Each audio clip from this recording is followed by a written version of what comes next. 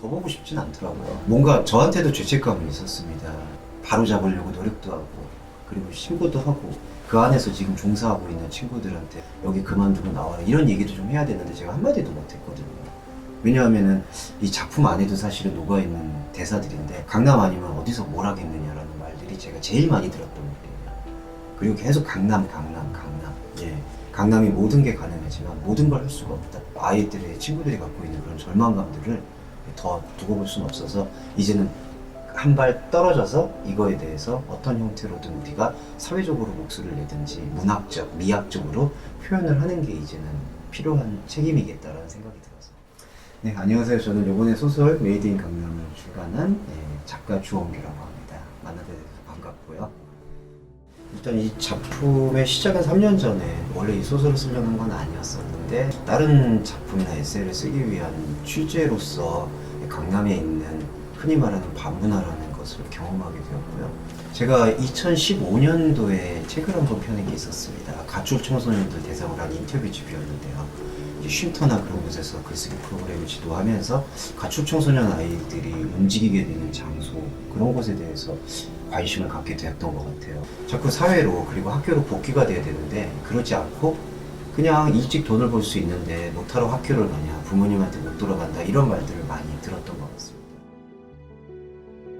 어디로 도대체 돈을 쫓아서 가고 있는가 그런 구조를 조금 조사해보고 싶은 생각에서 그 아이들을 넌지시 인터뷰를 하기 시작했고 그랬는데 10명 중에 9명 강남이라는 곳에서 돈을 벌 수 있다는 말을 하더라고요. 여자아이들은 이제 흔히 말해서 속칭 홀걸로서 일하면은 한 달에 뭐 1,500까지도 땡길 수가 있다. 그들의 표현에 빌리면. 남자아이들은 또 속칭 포주가 된다든지 아니면 포주라는 그 형아들 밑에서 일을 배워서 자기 지분이라고 합니다. 자기 여자들을 거느릴 수 있다든지. 옛날에 우리가 봤던 인신매매나 매춘이나 성매매와 하나도 다르지 않을 것 같다는 생각이 들어서 그리고 그 친구들을 어떻게 보면은 새롭게 사회로 복귀시킬 수 있는 어떤 근본적인 게 뭘까라는 생각에 직접 이제 강남이라는 곳에 들어가게 됐던 것 같습니다.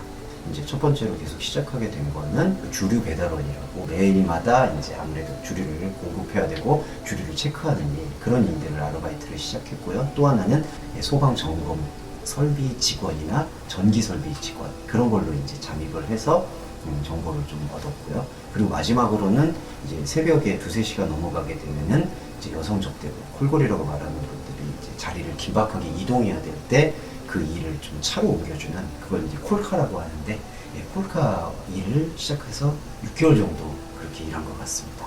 한두 군데만 집중하게 되면 객관성을 잃을 수도 있다는 생각에 강남이라고 포괄될 수 있는 지점은 모두 좀 움직였던 것 같습니다. 네, 정확히 여름 때 시작해서 겨울 때 나왔으니까 정서적으로는 많이 힘들었습니다. 사실은 문화 충격이라고 해야 될까요? 6개월 동안의 감정은 차가움이었다. 너무 차가웠습니다. 지금도 그게 뭐랄까 촉감으로 남아있는 것 같아요. 그리고 비정하다는 느낌, 감정의 결여 같은 부분으로 연결이 된 것 같아요. 그리고 그 다음에 발전되는 게 쾌락에 대한 부분. 근데 그 쾌락이라는 것도 다 이 차가움과 비정함만으로 다 소급이 되는 것 같습니다. 그리고 두려움이 있었어요. 그들 안에 리그 안에서는 누가 잘려나가도 누구도 거기에 대해서 동정하거나 경각심을 갖거나 죄책감을 느끼지 않겠구나. 항상 경쾌했던 것 같습니다. 항상 이제 업이 되어 있었고 조울증에서 조증 환자처럼 늘 뭔가를 향해서 극한적으로 올라가는 그런 즐거움, 쾌락, 카타르시스 그런 단어들만 떠올릴 수 있도록 했던 게 소리의 전부였던 것 같아요. 일단 기억에 남는 인물, 한 인물이 있었어요. 우리가 보면 알만할 수 있을 분이라고 저는 추정되는 분인데 늘 방을 옮겨 다니면서 남자분인데요.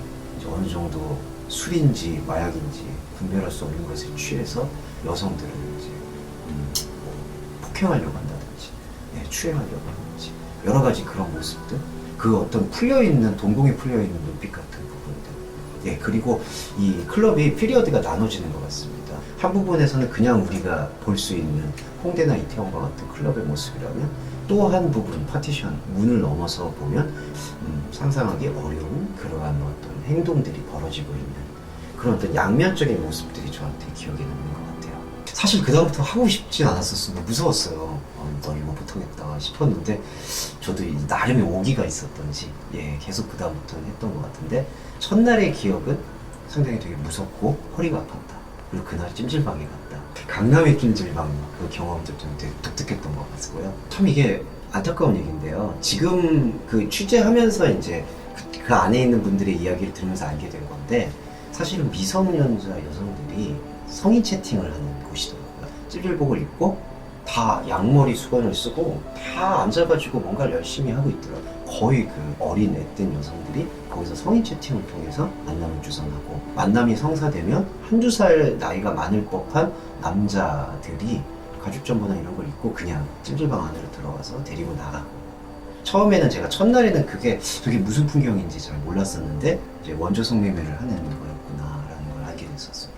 성매매가 일상화되어 있구나. 그게 단순한 성매매가 아니라 우리가 흔히 말하는 쓰리썸이라든지 아니면 이제 물뽕에 취한 상태에서 하게 되는 어떤 윤관 행위라든지 이게 정말 스너프 필름을 연상시키는 극단적 행위들로 이게 발전이 되어가는구나. 그런 발전의 첫 단추라고 봤고요. 그런데 되게 아이러니했던 건 그때 청소년이라고 저는 평가가 되는데 앳된 여성들의 그 눈빛이나 표정이 너무나 해맑았다는 게 너무 이상한 대비가 되더라고요.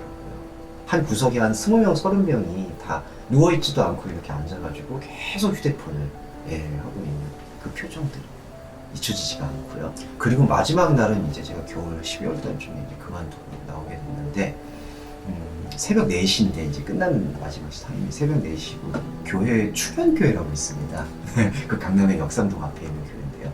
그 앞에 앉았는데 이상하게 서글프더라고요. 새벽 여명이 떠오르는데 그 교회 맞은편에 편의점에 앉아서 추웠는데도 그냥 그 앞에 1시간 동안 앉아 있었던 것 같습니다. 빵하고 배지밀 빵하고 그걸 먹고 있는데 이상하게 눈물이 나더라고요. 인간은 이렇게 지금 힘들고 고통스러운데 우리가 뭐 생각하는 신이라는 존재는 저렇게 높게 그리고 웅장하게 있는데 아무 말이 없는 거 아닐까? 그게 마지막 날의 기억이었던 것 같아요. 그리고 아마 그 다음부터 한 1년 반 정도는 그 강남은 쳐다보지도 않았던 것 같습니다. 지하철도 일부러 피해가고요. 일부러 그랬던 기억이 있습니다.